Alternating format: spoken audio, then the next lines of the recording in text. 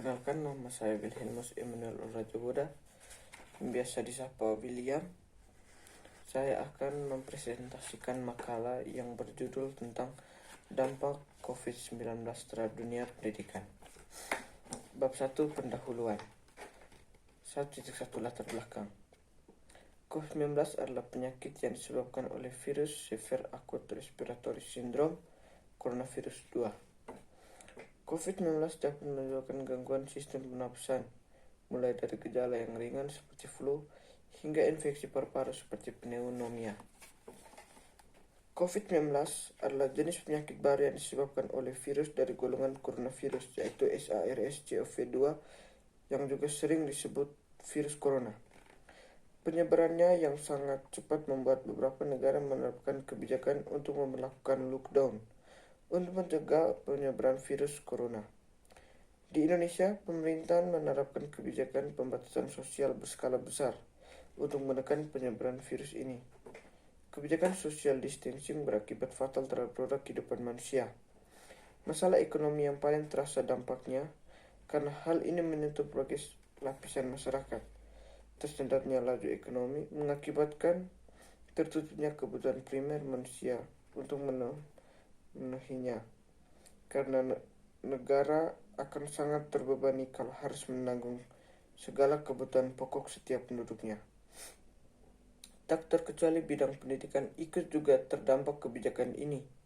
Keputusan pemerintah yang mendadak dengan meliburkan atau memindahkan proses pembelajaran dari sekolah menjadi rumah membuat kelimpungan banyak pihak. 1.2 Tujuan. 1. Untuk menjelaskan pengertian dari COVID-19. 2. Menjelaskan jenis-jenis coronavirus. 3. Menguraikan gejala infeksi coronavirus. 4. Menjelaskan penyakit akibat coronavirus. 5. Menjelaskan cara penyebaran coronavirus. 6. Menjelaskan diagnosis dan pengobatan coronavirus. 7. Menguraikan cara pencegahan coronavirus. 8. Menjelaskan dampak coronavirus terhadap dunia pendidikan. 1.3 Manfaat. 1. Bagi siswa. Penulisan makalah ini diharapkan dapat menambah pengetahuan tentang dampak COVID-19 terhadap dunia pendidikan. 2. Bagi sekolah. Sebagian tambahan referensi khususnya pada dampak COVID-19 di dunia pendidikan. 3. Bagi pemerintah. Penulisan makalah ini diharapkan dapat menjadi acuan bagi pemerintah untuk memberikan solusi yang terbaik dalam menangani COVID-19. Bab 2, pembahasan. 2.1 Definisi COVID-19. Coronavirus adalah keluarga besar dari virus yang menyebabkan penyakit, mulai dari flu biasa hingga penyakit yang lebih parah, seperti Middle East Respiratory Syndrome dan Severe Acute Respiratory Syndrome. Sebagian besar coronavirus adalah virus yang tidak berbahaya. Virus corona pada manusia pertama kali ditemukan pada tahun 1960 dalam hidung pasien yang terkena flu biasa atau common cold. Virus ini diberi nama berdasarkan struktur mirip mahkota di permukaannya. Corona dalam bahasa Latin berarti halo atau mahkota. Dua coronavirus pada manusia, yaitu OC43 dan 229E, adalah yang bertanggung jawab atas terjadinya sebagian flu biasa.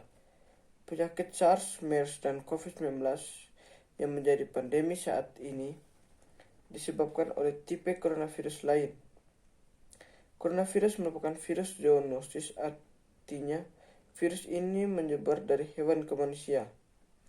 Investigasi menunjukkan bahwa virus corona penyebab SARS atau SARS-CoV ditularkan dari musang ke manusia. Pada wabah MERS, hewan yang menyebarkan coronavirus MERS-CoV ke manusia adalah unta dromedaris. Sementara itu, coronavirus yang menyebarkan COVID-19 atau SARS-CoV-2 diduga kuat berasal dari terenggiling. Penyebaran coronavirus sama seperti virus yang menyebab flu lainnya, yakni dari batuk dan bersin.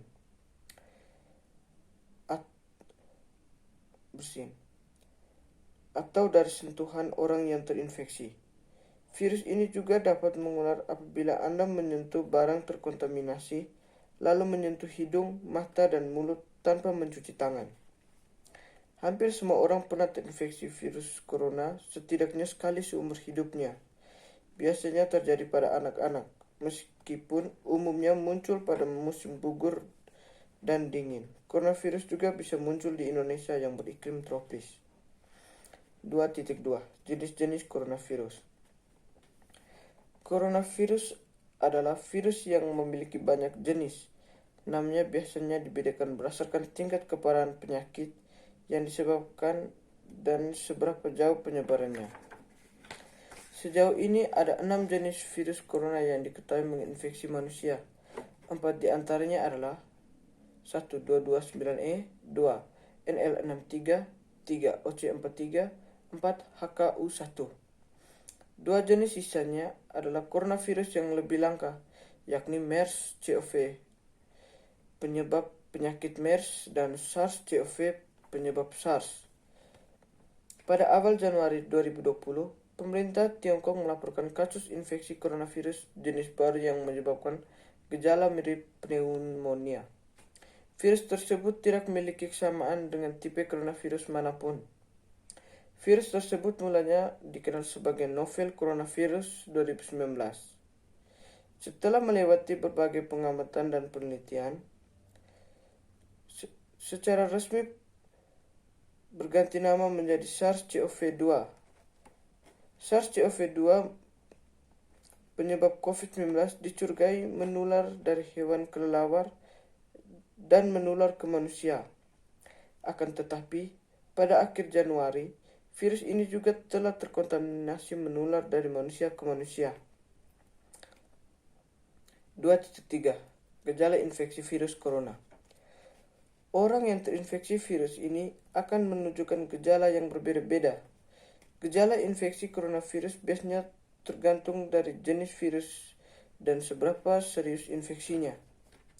Jika Anda mengalami infeksi pernapasan atas yang ringan hingga sedang seperti flu biasa. Yang pertama, hidung berair, 2. Sakit kepala, 3. Batuk, 4. Sakit tenggorokan, 5. Demam, 6. Tidak enak badan secara keseluruhan. Jenis virus corona lain bisa menyebabkan gejala yang lebih serius. Infeksi ini dapat mengarahkan ke bronkitis dan pneumonia, terutama pada orang-orang di kelompok berisiko. Beberapa infeksi yang lebih parah akibat coronavirus adalah yang umumnya lebih sering menjadi pada pengidap gangguan hati dan jantung, atau orang yang dengan sistem kekebalan tubuh yang lemah, bayi dan orang tua. 2.4 Penyakit akibat coronavirus. 2 coronavirus pada manusia yaitu OC43 dan 229E adalah yang bertanggung jawab atas beberapa jenis coronavirus, adalah penyebab penyakit serius. Berbagai penyakit yang mungkin bisa disebabkan oleh coronavirus adalah sebagai berikut. 1. MERS, sekitar 858 orang meninggal di dunia karena MERS. Yang pertama kali muncul pada 2012 di Arab Saudi dan di negara lain di Timur Tengah, Afrika, Asia, dan Eropa. Pada April 2014, orang Amerika pertama mendapat perawatan khusus di rumah sakit karena MERS di Indiana. Akan kasus lain dilaporkan juga terjadi di Florida. Keduanya diketahui baru kembali dari Arab Saudi. Pada Mei 2015, kejadian luar biasa MERS terjadi di Korea, yang merupakan kejadian luar biasa terbesar di luar Arab. Gejala MERS akibat coronavirus adalah demam, kesulitan bernapas, dan batuk. Penyakit penyebar melalui kontak dekat dengan orang yang terinfeksi. Namun, semua kasus MERS berkaitan dengan orang yang baru kembali dari perjalanan ke Semenanjung Arab. MERS berakibat fatal pada 30-40% pengidapnya. 2. SARS. SARS adalah penyakit menular yang disebabkan oleh SARS-CoV. Penyakit ini biasanya mengakibatkan pneumonia yang mengancam jiwa. Virus itu awalnya muncul di provinsi Guangdong di Tiongkok Selatan pada November 2002. Hingga akhir tiba di Hong Kong, SARS-CoV kemudian mulai menyebar dengan cepat ke seluruh dunia dan menginfeksi orang di 37 negara. Pada 2003, sebanyak 774 orang meninggal dunia karena kejadian luar biasa SARS. Pada tahun 2015, tidak ada laporan lebih lanjut tentang kasus SARS. Gejala penyakit SARS berkembang dalam waktu seminggu dan diawali dengan demam. Sama seperti flu, gejala yang dirasakan orang dengan penyakit SARS akibat coronavirus adalah 1. Batuk kering, 2. Panas dingin,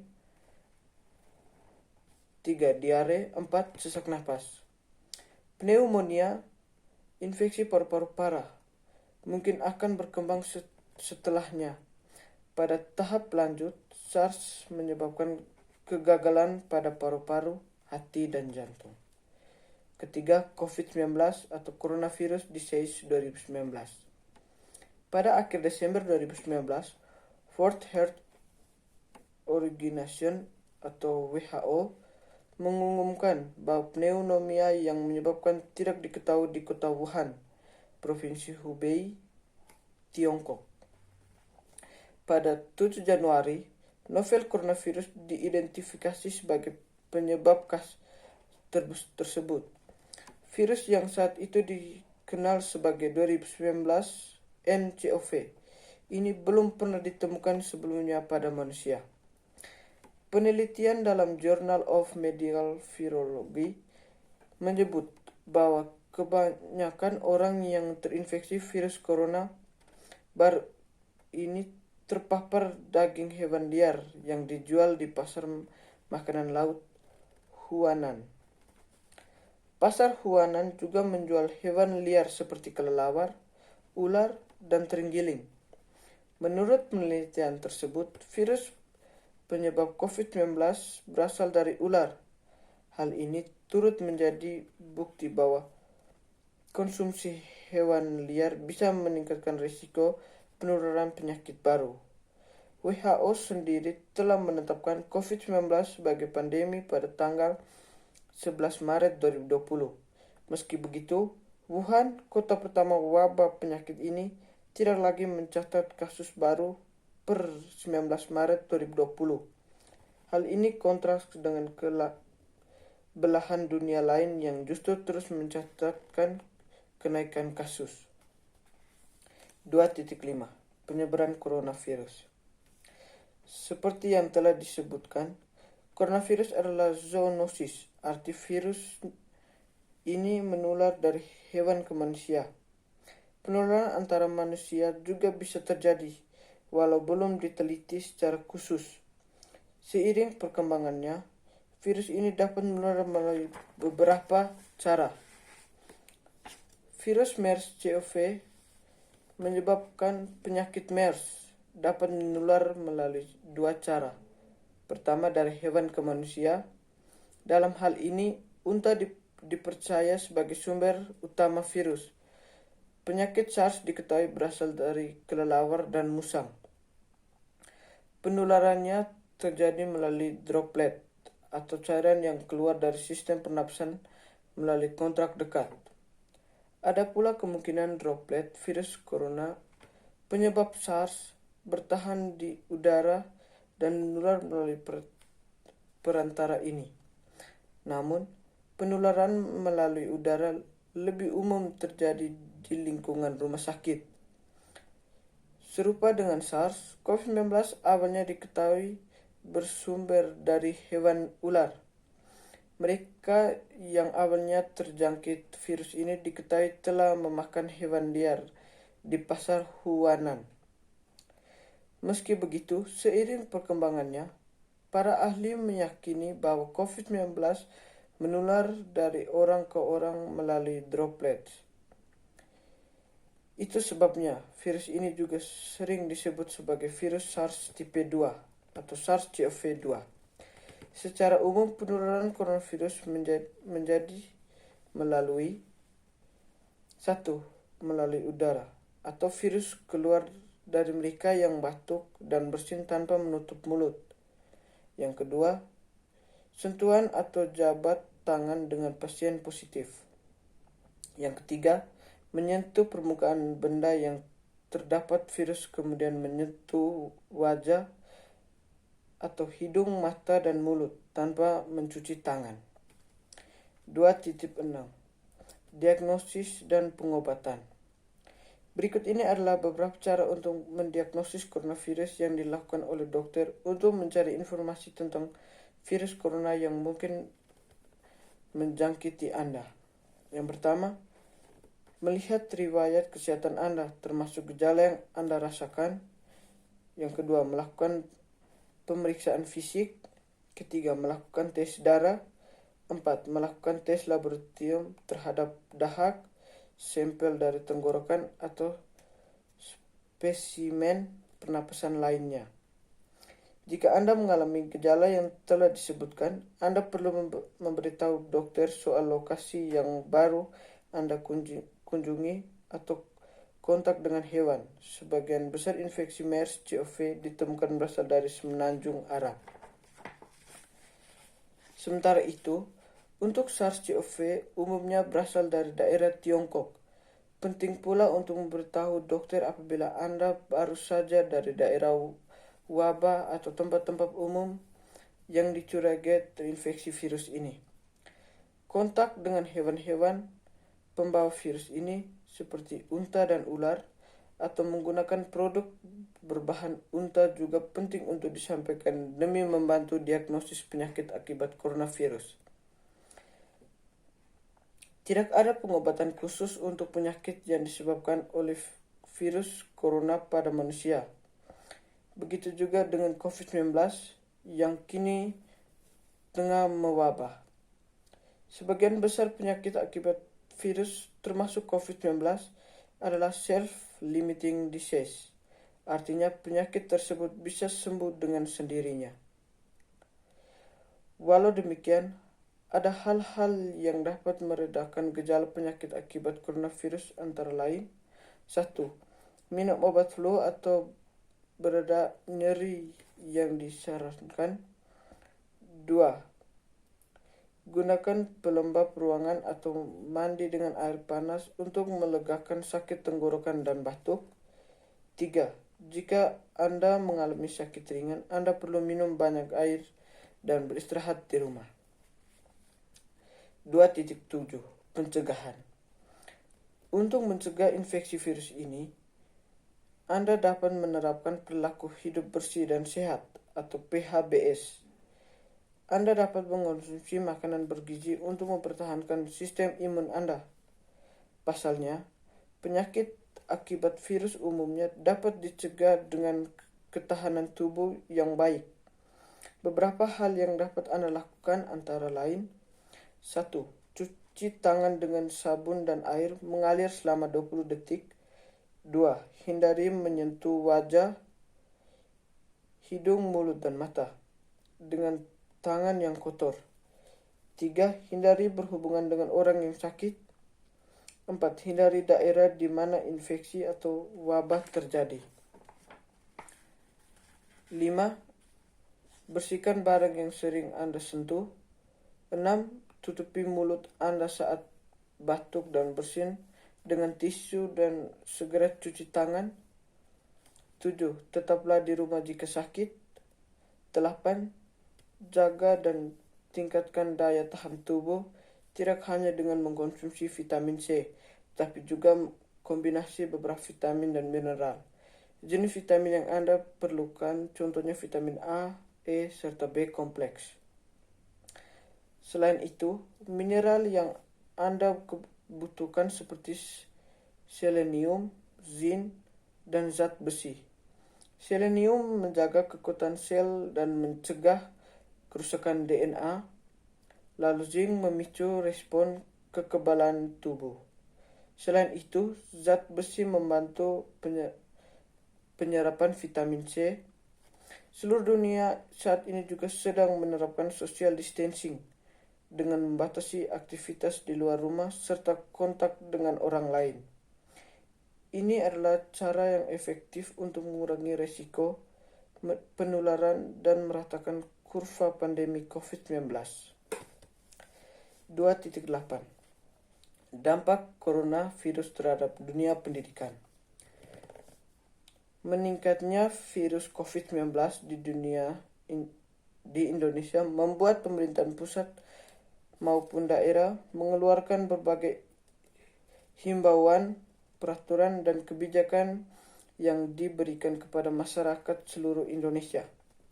Sangat disesali, himbauan tersebut masih diabaikan oleh sejumlah orang karena berdampak sangat fatal.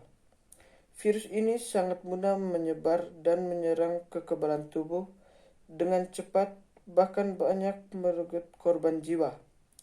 Bukan hanya Indonesia yang melewati virus COVID-19. Solusi yang diberikan tanggapi pemerintahan terhadap COVID-19 untuk menindakkan aktivitas pembelajaran di sekolah diganti dengan sistem daring atau pembelajaran melalui online agar mencegah penularan COVID-19. Bahkan, ujian akhir sekolah yang sudah dijadwal akhirnya diputuskan untuk ditiadakan demi menyelamatkan para siswa dari penyebaran COVID-19. Kebijakan yang dilakukan pemerintahan untuk mengurangi kegiatan termasuk belajar, bekerja dari rumah, masih saja menimbulkan gejolak dalam pelaksanaannya. Salah satu dalam proses pemberian tugas. Banyaknya tugas yang diberikan kepada siswa yang memberantakan, sehingga banyak orang tua yang komplain kepada guru untuk mengurangi tugas yang diberikan kepada muridnya. Di lain sisi, guru memegang amanah mengajar mengikuti kurikulum yang ditetapkan oleh pemerintahan dengan fasilitas seadanya. Banyak tugas yang tidak disampaikan dengan baik hingga menimbulkan masalah tentang pemberian tugas. Bab 3. Penutup. 3.1 Kesimpulan. Dengan diadakannya sistem daring, seharusnya guru memberikan siswa aktivitas merangsang otak sehingga apabila kembali ke aktivitas semula, siswa mudah siap untuk memulai kembali pembelajarannya, serta memberikan penjelasan tentang virus COVID-19 terlebih dahulu karena virus ini sangat berbahaya. Memulai dari pemberian pengertian kenapa harus belajar di rumah, tentang cara pencegahan agar siswa mengerti bahwa COVID-19 yang sedang merambah dunia, dengan cara guru memberikan pengajaran tentang COVID-19 dapat mengurangi penyebaran COVID dan mengurangi dampak penularan virus COVID-19 di Indonesia. Semoga dengan adanya pembelajaran sistem online, pendidikan Indonesia dapat berlanjut, siswa dapat belajar dengan tenang di rumah, dan guru dapat memberikan materi pembelajaran dengan baik, sehingga pemahaman tentang virus COVID-19 di Indonesia cepat dipahami dan masalah COVID-19 dapat segera selesaikan. 3.2 Saran. Pembelajaran online sebaiknya dilakukan dengan lebih efektif menggunakan aplikasi Zoom sehingga murid dan guru bisa lebih banyak berinteraksi walaupun secara online. Daftar pustaka. Rizkon Halal Said Aji, Dampak COVID-19 pada Pendidikan di Indonesia. Sekolah Keterampilan dalam Proses Pembelajaran, Universitas Negeri Jakarta.